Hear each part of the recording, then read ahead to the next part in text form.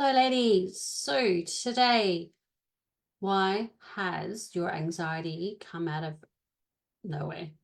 Or maybe you'll previously had a little bit of anxiety, but now you just don't feel like yourself anymore. Have you ever had one of those moments? One of those moments. You're maybe sitting in the supermarket car park, you bought the groceries, nothing bad's happened. There's not been a phone call, an argument, nothing. And then your heart starts racing. Your chest feels tight. You can't get a full breath. Your thoughts begin running faster than you can keep up with. You look around and think, why am I panicking? Then comes the thought that I hear way too often, am I going crazy?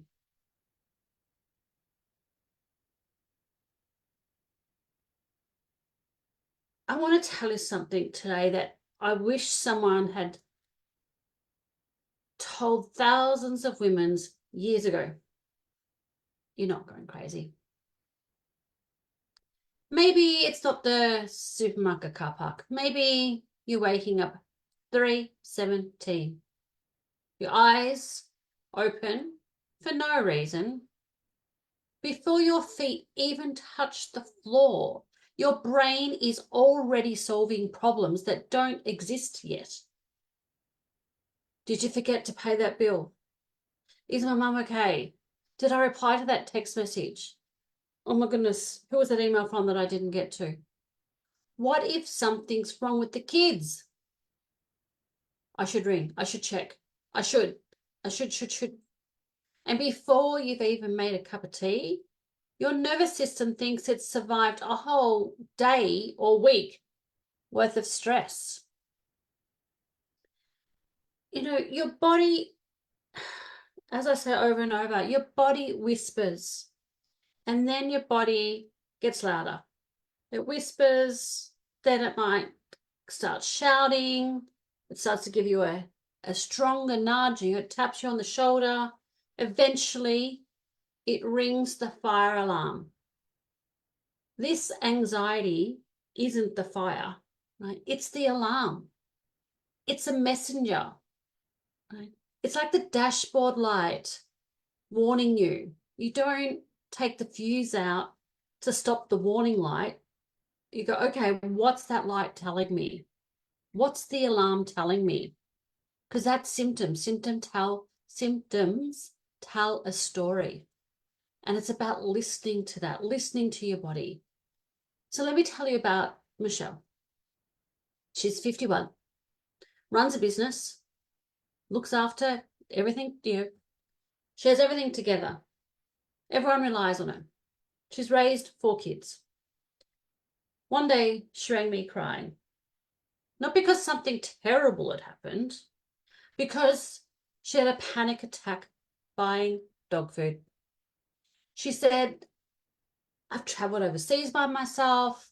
I've raised 4 kids. I've spoken in front of hundreds of people. Why can't I walk into Woolies anymore? That breaks my heart because she believed she'd become weak. She hadn't. Her nervous system had simply run out of reserve. No more capacity. So why does this happen? Nobody told us.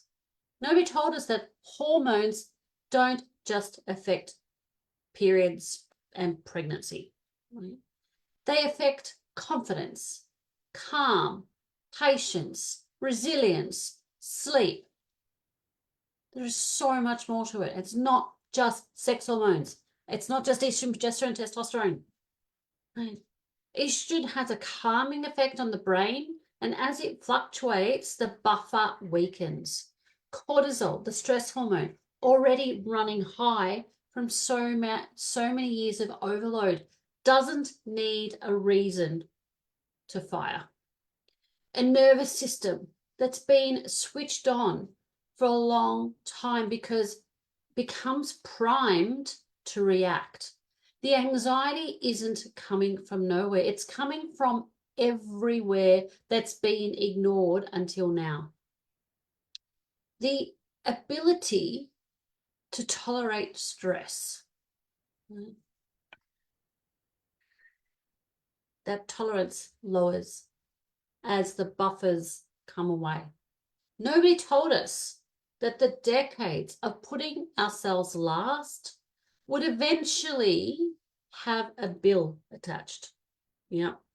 Nobody told us that menopause removes the buffer. Right? Menopause doesn't create the problem. It reveals it. And the problem isn't just the waves that hits you in the car park or at the dog food aisle or at the checkout. The problem is, unless you get the bill these days, the problem is what it does next, okay? You start avoiding situations that may trigger it. You second guess decisions you used to be able to make easily. You feel less like yourself, more on guard. In rooms you used to feel confident and comfortable in. One unexplained wave doesn't stay in the car park. For years, I treated my body like an employee. I expected it to work harder, push more, produce more, keep going, despite me not necessarily listening to it. So now, you're after my breakdown 1, 2, me hitting the bottom of the barrel, right? I treat it like a garden. If the leaves begin wilting, I don't yell at the flowers. I look at the soil. I look at the moisture content. Right? I hydrate it. I fertilize it. I nourish it. I look at the roots, at the foundations, because healthy gardens don't grow through force. They grow through tending. And women are no different. We all want to be attended to. So one of the biggest mistakes I see is women waiting until the panic attack arrives, waiting until that anxiety is a daily occurrence, waiting until it becomes debilitating, has an impact on their relationships or their work before they support themselves. It's like waiting until the smoke alarm goes off before you start building the house. Tend the alarm. That signal before it's tapping you on the shoulder or shouting at you, before the panic attacks mean you can't leave the house. That social anxiety, that inability to perform your daily roles. Your nervous system needs support every day, not only when it's screaming. So if you've recognized yourself in anything I've said today, you're probably wondering, okay, Sally, great. Yes, that's me. Sounds like me. Didn't realize I was the only one, right? But what do I do about it? You know, there are so many steps here though. And while everyone's picture is different, there are a few things that almost always help support an overwhelmed nervous system. Number 1 is stop pushing through. The first thing is permission to stop fighting your body. I see so many women treating themselves like they're failing because they can't cope the way they used to. Your body isn't asking you to try harder. It's asking you to listen differently. Number 2 would be to stabilize before you optimize. One of the biggest changes we make with, one of the biggest changes I make with women is bringing stability back into the day. Eating regularly, supporting blood sugar, eating enough protein, not because protein's magic, even though the influencer world would like you to believe that, and not because a body that feels physiologically safe is much less to sound, I'll start again, because A body that feels physiologically safe is it's not going to let that sound alarm off, right? Not going to sound the alarm all day long. If you've got those foundational things happening, it's not going to trigger the alarm. The third thing is calming the nervous system before you chase hormones. There's always a healing hierarchy, an order in which we do things, right? The thing that surprises a lot of women that I work with is they're looking for the perfect supplement. Sally, what can I take for this? Sally, what can I take for that? The perfect hormone, the perfect supplement, the perfect hormone replacement, or the thing that's going to balance my estrogen, right? Or what test can I have? Right? When their nervous system has been running on high alert for years. Sometimes the greatest healing starts with creating moments of safety throughout your day. Any ladies here listening to this who have worked with me will attest to say that I always make the nervous system a part of whatever I do with them. It is not something separate. 5 minutes sitting in the sunshine with your morning tea, your morning cup of tea, taking some slow breaths before you eat, walking without listening to a podcast, just walking for the benefits of walking, not to achieve something and not to tick off, oh, I did my meditation while I was walking. Yes, there's something called walking meditation, but are we trying to do too many things at once? Right? You need to introduce some things every day that tells your body it's safe. And number 4 would be don't do this alone. This is probably the most important one on today's topic of anxiety. Right? Please don't convince yourself you've just got to get through it. You deserve support. So whether it's your GP, whether it's a psychologist, whether it's your partner or a trusted friend, working with someone, right, like me to understand what's driving it, not putting a band-aid over the anxiety. What is driving it? And that's what you have to focus on first, because you don't have to carry this on your own. So these aren't quick fixes. Healing isn't about doing more. It's about supporting your body in the order it needs. So for anybody that's attended any of my workshops or webinars or masterclasses will know that I talk about the healing hierarchy, and you have to do things in order. And that's where I suppose I focus with my work. I meet you where you're at now, because you're all coming in into my world. You've all come in having a different journey and walked different paths, but you come in with the same bucket of symptoms. So I meet you where you're at, because some women anxiety is higher than is their main concern. Somebody else it's vaginal dryness, somebody else it's sleep, somebody else it's bloating. There's different, you come in with a different priority, and we have to work out what the drivers are for that symptom and work on those foundations first. So